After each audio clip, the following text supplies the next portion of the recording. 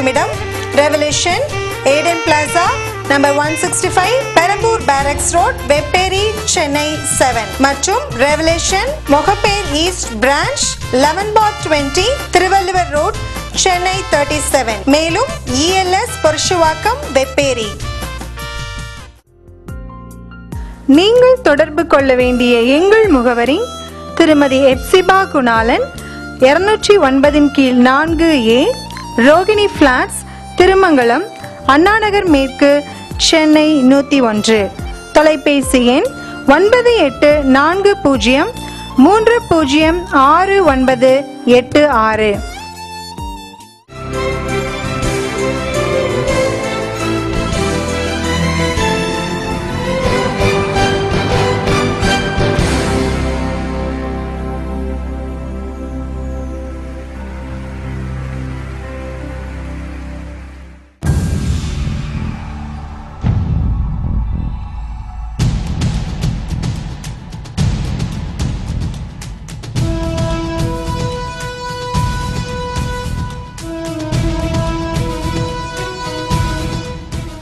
அன்பான தேவ ஜனமே, கர்த்தருக்கு ஸ்தோத்திரம். களிகூறும் நேரம் என்ற இந்த டிவியின் புரோகிராம் மூலமாக உங்களை சந்திப்பது மகா பெரிய ஒரு பாக்கியம் என்றே நான் நினைக்கிறேன். கர்த்தர் நல்லவர். அவருடைய ரத்தத்தை குறித்தும் அவருடைய அன்பை குறித்தும் நாம் தியானித்துக் கொண்டு வருகிறோம். மெய்யாகவே இந்த பாடங்கள் எனக்கு நன்மையாக இருக்கிறது, எனக்கு பெரிய காரியங்களை சொல்லி கொடுக்கிறது, இது எனக்கு விடுதலை தருகிறது என்று நினைக்கிற நீங்கள் தயவு செய்து உங்கள் கருத்துக்களை எழுதலாம், சொல்லலாம். அதற்காக தான் உங்களுக்கு டெலிஃபோன் நம்பர் கொடுக்குறோம். தயவு செய்து உங்களுடைய கருத்துக்கள் என்ன என்பதை நீங்கள் வெளிப்படுத்த வேண்டும் என்றும் நாங்கள் விரும்பி கேட்கின்றோம். இந்த நாளிலேயும் இந்த ரத்தத்தினுடைய இன்னொரு குணாதிசயத்தை நாம் பார்க்க போகிறோம். போன வாரம் நாம் பார்த்தோம், அந்த ரத்தம் நம்மை மீட்டுக் கொள்ளுகின்ற ரத்தம். It has redeeming power. அப்படிப்பட்ட ஒரு வல்லமையை கொண்ட ரத்தம் நம்முடைய இயேசுவின் ரத்தம். ஈடு இணையற்ற இந்த ரத்தம் நமக்கு கிடைத்த ஒரு மகா பெரிய ஸ்லாக்கியம், பாக்கியம் என்றே நான் சொல்லுவேன். இரண்டாவதாக இன்றைக்கு நாம் பார்க்க போகிறது, இந்த ரத்தம் நம்மை சுத்திகரிக்கின்ற ரத்தம். This blood has cleansing power. So இந்த ரத்தம் நம்மை எப்படியாய் சுத்திகரிக்கிறது, எதிலிருந்து சுத்திகரிக்கிறது, ஏன் சுத்திகரிக்க வேண்டும் என்று நாம் நினைத்து பார்க்க வேண்டும். பாவம் மன்னிப்பு வேண்டும் என்றால் நிச்சயமாகவே ரத்தம் சிந்துதல் இருக்க வேண்டும். ரத்தம் சிந்துனாதான் பாவம் மன்னிப்பு. யோசித்து பாருங்க, முதலாவது பாவம் எப்போ நடந்தது? ஏதேன் தோட்டத்தில் ஆண்டவர் சொன்னாரு, அந்த மரத்தை தொடாத, அந்த கனியை சாப்பிடாத. அதை தான் செஞ்சாங்க. நம்முடைய அழகான பெற்றோர் ஆதாமும் ஏவாளும் பண்ண மகா பெரிய தப்பு. கர்த்தருடைய வார்த்தைக்கு விரோதமாய் போனார்கள். ஆகவே பாவம் உள்ளே நுழைந்தது. அது நிமித்தமாக அவர்கள் நிர்வாணிகள் என்று அவர்கள் கண்டு கொண்டு தேவனுடைய மகிமை அவர்களை அவ்வளவு அழகாக மூடி வைத்திருந்தது. அந்த மகிமையின் பங்கை இழந்தது நிமித்தமாக இப்பொழுது அவங்களுக்கு வஸ்திரத்தை போடணும். சரி, அவங்க ஏதோ இலையை தச்சு போட்டுக்கிட்டாங்க. ஒரு இலை எவ்வளவுதானே நீக்கும், கிழிஞ்சிடும் 2 நிமிஷத்துல.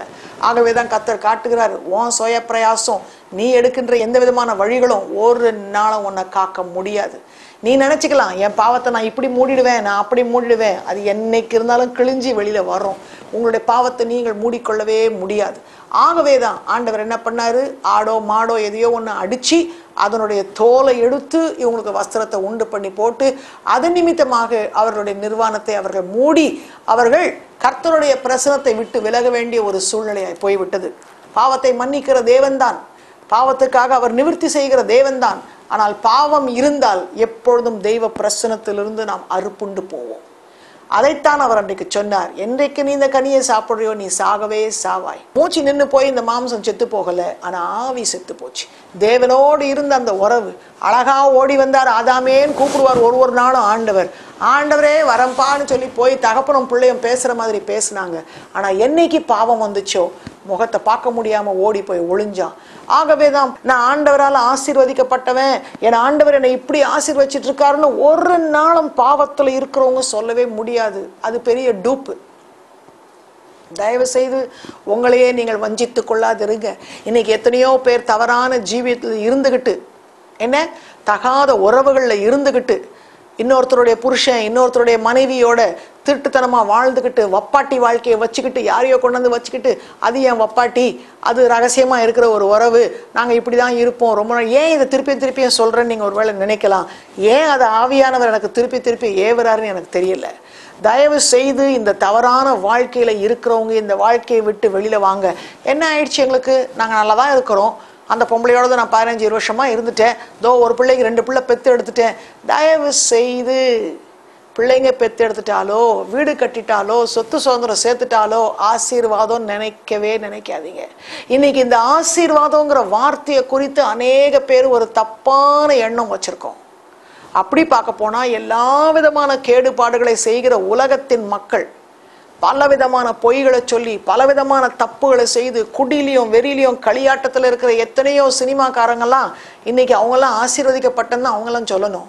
அது ஒரு நாளும் ஆசீர்வாதமா இருக்காது.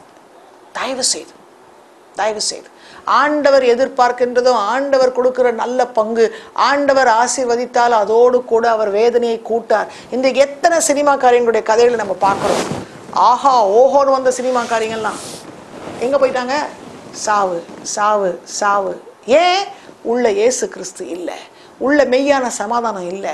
எப்படியோ தப்பான ஜீவியத்தை நடத்தி எப்படியோ சம்பாதிக்கிறாங்க லட்சக்கணக்கில், ஆனால் சமாதானம் இல்லை. ஸோ மாண்டு போறாங்க. அப்போ அப்படிப்பட்டவங்க சமாதானத்தை அடையணும், நிம்மதியை அடையணும்னா எப்படி? பாவம் இல்லாத ஒரு வாழ்க்கை இருந்தாதான் நல்ல நித்திய சமாதானம். உங்களையே நீங்க ஏமாத்திக்கலாம். அதான் ஆண்டவர் சொன்னாரு, இந்த உலகம் கொடுக்கிற சமாதானம் அல்ல, நான் கொடுக்கிற சமாதானம் ஒருவனும் எடுக்க முடியாது, ஒருவனும் அதை விட்டு கடந்து போகவும் முடியாது. அப்போ ரெண்டு விதமான சமாதானம் இருக்கு. உலகம் கொடுக்குற சமாதானம், தெய்வம் கொடுக்குற சமாதானம். உலகம் கொடுக்குற சமாதானம் என்ன? கொஞ்ச நேரம் அப்படி ஒரு களியாட்டம், கொஞ்ச நேரம் அப்படி ஒரு சினிமா பார்த்தோம், கொஞ்ச நேரம் தண்ணி அடித்தோம், அப்பா கொஞ்சம் நிம்மதியாக இருக்கிற மாதிரி இருக்கு. ஆனால் உள்ள நிம்மதியான வாழ்க்கை இல்லை. தயவு செய்து தயவு செய்து ஏமாந்து போயிடாதீங்க, வஞ்சிக்கப்பட்டு போயிடாதீங்க. இதுவரைக்கும் எனக்கு ஒன்றும் ஆயிடலையே, நான் ஆண்டவர் அடிச்சிடலையே. அந்த ஆண்டவருடைய அடி வர்றதுக்கு முன்னாடி தான் இங்கே எச்சரிப்பு கொடுக்குறாரு, அந்த வாழ்க்கையை விட்டு வெளியில வாங்க. நிச்சயமா பாவத்தின் சம்பளம் மரணம். அதை ஒருவரால் மாற்ற முடியாது, அது சத்தியம். ஸோ பாவத்தில் இருந்தால் நித்திய மரணம் தான், நித்திய நரகம் தான். ரெண்டே ரெண்டு இடம், ஒன்று பரலோகம் இல்லை நரகம். இதுக்கு இடையில எந்த இடமும் கிடையாது. நினச்சிக்கிடாதீங்க அங்கே போய் சொகுசா இருந்துக்கலாம். இல்லை, ஒன்று நீங்கள் பரலோகம் போகணும், இல்லை நித்திய நரகம் போகணும். பாவம் செய்கிறவங்க நரகம்தான். அப்போ இந்த பாவத்திலிருந்து வெளியில வர ஒரே ஒரு வழி இயேசுவின் ரத்தம். அதை தான் இன்னைக்கு பார்க்க போறோம். 1 யோவான் 1:7 அவர் ஒளியில் இருக்கிறது போல நாமும் ஒளியிலே நடந்தால் ஒருவரோடொருவர் ஐக்கியப்பட்டிருப்போம். அவருடைய குமாரனாகிய இயேசு கிறிஸ்துவின் ரத்தம் சகல பாவங்களையும் நீக்கி நம்மை சுத்திகரிக்கும். நிச்சயம் சுத்திகரிக்கலாம். ஒருவேளை சுத்திகரிப்பார் இல்லை, நிச்சயமாகவே அவருடைய குமாரனாகிய இயேசு கிறிஸ்துவின் ரத்தம் சகல பாவங்களையும், நீங்க எத்தனை வருஷமா எப்பேற்பட்ட குடிகாரனா, எத்தனை கொலையை நீங்க பண்ணியிருந்தாலும் சரி, என்ன நீங்க களவாடி, என்ன நீங்க சூதாட்டத்திலேயோ இல்ல மற்ற காரியங்களையோ எதில் போய் சிக்கி இருக்கீங்களோ, ரகசியமான பாவங்கள் எத்தனை நீங்க செஞ்சிருந்தாலும் சரி, எனக்கா ரட்சிப்பா சான்ஸே கிடையாது. இப்பேற்பட்ட ஒரு அயோக்கியன், இப்பேற்பட்ட ஒரு பாவி எனக்கு மீட்பு நிச்சயமா. அது எந்த பாவி ஆகிலும் தள்ள மாட்டேன் என்கிறார். துரோகம் செய்த போகிலும் அவர் நிச்சயமாகவே நேசித்து அணைத்து உங்கள் பாவங்களை துப்புற கழுவுகிறார். வசனம் சொல்லுது இல்லையா ஏசாயால, அது செவேரென்று இருந்தாலும் உன் பாவம் என்ன பண்றாராம், பனியை போல வெண்மையா மாத்திடுறாராம். யோசித்து பாருங்க. வேற எந்த சோப்போ எந்த டிட்டர்ஜென்ட்டோ எந்த ப்ளீச்சிங்கோ எதுவும் பண்ண முடியாத ஒரு மகிமையான செயலை இந்த இயேசுவின் ரத்தம் பண்ணுது. அப்பேற்பட்ட ஒரு விலையேற பெற்ற ரத்தம், அந்த பரிசுத்தமாக்குகிற தன்மை அந்த இயேசு கிறிஸ்துவின் ரத்தத்துக்கு மாத்திரம்தான். உங்களுடைய பாவங்களை முற்றிலுமா கழுவி அதுல நீங்க இனியும் இல்லாதபடிக்கு உங்களை விடுவித்து வெளியில கொண்டு வருகிறார். நானா இப்படியா இருந்தேன், நினைச்சு கூட பார்க்க முடியலையே. அப்படிப்பட்ட ஒரு வாழ்க்கையில அப்படிப்பட்ட ஒரு பயங்கரமான பாவியாக தான் நான் வாழ்ந்தேன் எத்தனையோ ஆண்டுகளா. ஆனா என் ஆண்டவர் என்னை அழகாய் விடுவித்தார், என் பாவங்களை எல்லாம் கழுவினார். மாயமான உலகத்துக்கு பின்னால ஓடினேன், இதுலதான் அதுலதான், இதான் அன்புன்னு நினைச்சு ஏமாந்தேன். எல்லாவற்றிலிருந்தும் ஆண்டவர் விடுவித்தார், எல்லா பாவங்களையும் கழுவினார். சினிமா பைத்தியம் எல்லாவற்றிலிருந்தும் ஆண்டவர் விலக்கி விடுவித்து ரட்சித்து இதை கொண்டு வந்து நிறுத்தி இத்தனை பேருக்கு சத்தியத்தை சொல்லும்படியான ஒரு சாட்சியாக வைத்திருக்கிறார். அவருடைய ரத்தத்தால சுத்தம் பண்ண முடியாத பாவம் எதுவுமே இல்லை. இன்னொரு வசனத்தை உங்களுக்கு காட்டுகிறேன். வெளிப்படுத்தல் 1:6 நம்மிடத்தில் அன்பு கூர்ந்து தமது ரத்தத்தினாலே நம்முடைய பாவங்கள் அற நம்மை கழுவி தம்முடைய பிதாவாகிய தேவனுக்கு முன்பாக நம்மை ராஜாக்களும் ஆசாரியர்களும் ஆக்கின அவருக்கு மகிமையும் வல்லமையும் என்றென்றைக்கும் உண்டாயிருப்பதாக. அவருடைய பிதாவுக்கு முன்பாக நம்மளை என்னவா? ஆசாரியர்களும் ராஜாக்களுமாய் மாற்றியிருக்கிறார். அப்ப நம்ம யாரு? குட்டி ராஜாக்கள். ஹல்லேலூயா. நினைக்காதீங்க மேடை மேல ஏறி பிரசங்கம் பண்ணாதான் பாஸ்டர்னு. நம்ம எல்லாரையும் பாஸ்டர் ஆக்கிட்டார் ஆண்டவர். ஹல்லேலூயா. ராஜாக்களும் ஆசாரியர்களும், நம்ம ஒவ்வொருவரும் ராஜாக்களும் ஆசாரியர்களுமாய் எப்படி இந்த ஸ்தானத்துக்கு வந்தோம்? அவருடைய ரத்தத்தால கழுவப்பட்டு, பாவமர கழுவப்பட்டு. அப்ப இன்னைக்கு எத்தனையோ பேர் எவ்வளவு பாவங்களை தொடர்ந்து செய்யறாங்களே. எனக்கு தெரிஞ்சு இந்த பாஸ்டர் இப்படி வாழ்றாரு, எனக்கு தெரிஞ்சு பாஸ்டர் இப்படி அயோக்கியத்தனம் பண்றாரு. தயவு செய்து மற்றவங்களை பார்த்துக்கிட்டு உட்கார்ந்து உங்க வாழ்க்கையை கோட்டை விட்டுறாதீங்க. அவங்கவுங்க வாழ்க்கைக்கு கணக்கு கொடுத்தே ஆகணும். எப்பேற்பட்ட வஞ்சகமான வாழ்க்கையில் இருக்கிற யாரும் மாட்டியே தீருவாங்க. ஒருத்தரும் பரலோகம் போக முடியாது பாவத்தோடு. ஸோ தயவு செய்து கலங்காதீங்க. ஆனா எந்த பாவியா இருந்தாலும் அறிக்கை செய்தா, அதான் சொல்றாரு அவர் 1 யோவான் அந்த 1ஆம் அதிகாரத்துல சொல்லுகிறார். என்ன சொல்லுகிறாரு? தம்முடைய பாவங்களை நாம் அறிக்கையிட்டால் பாவங்களை நமக்கு மன்னித்து எல்லா அநியாயத்தையும் நீக்கி நம்மை சுத்திகரிப்பதற்கு அவர் உண்மையும் நீதியும் உள்ளவராயிருக்கிறார். 1 யோவான் 1ஆம் அதிகாரம் 9ஆம் வசனம் வாசித்தேன். நம்முடைய பாவங்கள் எல்லாவற்றையும் அவர் நீக்க உண்மை உள்ளவர். ஆனா நீங்க அறிக்கை செஞ்சீங்களா? சிலர் என்ன பண்றோம்? போய் அறிக்கை செஞ்சுட்டு திருப்பியும் செய்வோம், போய் அறிக்கை செஞ்சுட்டு திருப்பியும் செய்வோம். இல்ல, அறிக்கை செய்து விட்டு விடணும். அதை தான் நீதிமொழிகள்ல சொல்லுது. அறிக்கை செய்து விட்டு விடு. திருப்பியும் போய் செஞ்சுட்டு அறிக்கை செய்ய சொல்லல. அதான் இருக்காரு இயேசுநாதர், கழுவிடுவாரு. என்ன வேணாலும் பண்ணலாம், கடைசியில போய் அறிக்கை செஞ்சா விட்டுருவாரு, அதெல்லாம் மன்னிச்சுவாரு. தயவு செய்து ஏமாந்து போகாதீங்க. தொடர்ந்து அநேக தரம் கடிந்து கொள்ளப்பட்டும் தன் பிடரையை கடினப்படுத்துகிறவன் சகாயமின்றி சடுதியிலே நாசம் அடைவான். நான் இப்படியே என் வண்டி ஓடிடும், அறிக்கை செஞ்சுட்டேன் திருப்பி போய் செய்யறேன், என்ன பண்ணிட போறாரு? ஜாக்கிரதை, ரொம்ப லேட் ஆயிடும். ஒரு அடி கொடுத்தாருன்னா தலை தூக்க முடியாதபடி நித்திய நரகத்துக்கு போயிடுவீங்க. அதுக்கப்புறம் உங்களுக்கு இன்னொரு தருணம் கிடையாது.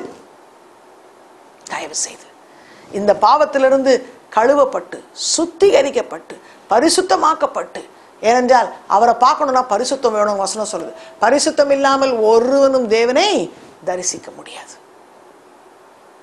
தயவு செய்து இன்னைக்கு ரொம்ப பேரு இந்த பயங்கரமான வஞ்சகத்துல தான் இருக்கிறாங்க. என்னமும் செஞ்சிடலாம், எப்படியும் போய் சேர்ந்துடலாம், சான்ஸே இல்லை. ஸோ தயவு செய்து come under the cleansing blood, அந்த பரிசுத்தமாக்கும் ரத்தத்துக்குள்ள வந்து பரிசுத்தமாக்கப்பட்டு சுத்திகரிக்கப்பட்டு அவரை காண ஆயத்தப்படுங்க. அவருடைய வருகை மிக சமீபம். நான் டேட்டு சொல்லல, ஒரு பாஸ்டர் அன்னைக்கூட சொன்னார், அருமையான தேவ மனுஷன், சத்தியத்திலிருந்து நேர்த்தியான வல்லமைகளை சொல்லிக் கொடுக்குற ஒரு வெளிநாட்டு தேவ பக்தர் அழகா சொன்னார். நான் டேட்டு கொடுக்கல, ஆனா கர்த்தருடைய வருகை 2012 ரகசிய வருகை 2012 முடியறதுக்கு முன்னாடியே இருக்கலாம். அவ்வளவு துரிதமா கர்த்தருடைய வருகை இருக்கு. ஆயத்தமா இருக்கீங்களா? பாவத்தை விட்டு வெளியே வாங்க, பாவத்தினுடைய ஆசை இச்சைகளை விட்டு வெளியில வாங்க. அந்த பாவத்தினால உங்களுக்கு ஒரு நன்மை கிடையாது. தயவு செய்து அந்த ரத்தத்தால கழுவப்பட்டு, இயேசுவின் ரத்தத்தால கழுவப்பட்டு பரிசுத்தமாக்கப்பட்டு பரிசுத்தத்துல நில்லுங்க. அந்த கிருபை அவர் கொடுப்பார். பாவம் உங்களை மேற்கொள்ள மாட்டாது. ஒரு நாளும் அந்த பாவம் திருப்பி வந்து உங்களை மேற்கொள்ள முடியாது. அந்த பாவத்துக்கு வல்லமை இல்லை, இயேசுவின் ரத்தத்துக்கு வல்லமை இருக்கு. அதை விசுவாசிங்க, அதை அறிக்கை செய்யுங்க. கர்த்தர் உங்களை விடுவித்து காத்து வழி நடத்துவார். ஜெபிப்போமா? இந்த இயேசு கிறிஸ்துவ உங்க சொந்த ரட்சகராய் ஏற்றுக்கொள்ளுங்க. அந்த ரத்தத்தால கழுவப்பட்டு அவரை உங்க இதயத்துல தெய்வமா வைத்துக் கொள்ளுங்க. அவர் உங்களை நடத்துவார். அன்பான பிதாவே, உம்மை நன்றியோடு நாங்கள் துதிக்கிறோம் ஐயா. இன்றைக்கும் இந்த ரத்தத்தின் வல்லமையை நாங்கள் கர்த்தாவே கண்டு கொள்ள, விளங்கிக் கொள்ள இன்னும் ஒரு அம்சம் கர்த்தாவே, அது பரிசுத்தமாக்குகிற ரத்தம். It has the cleansing power ஆண்டவரே. அதை நாங்கள் விளங்கிக் கொள்ள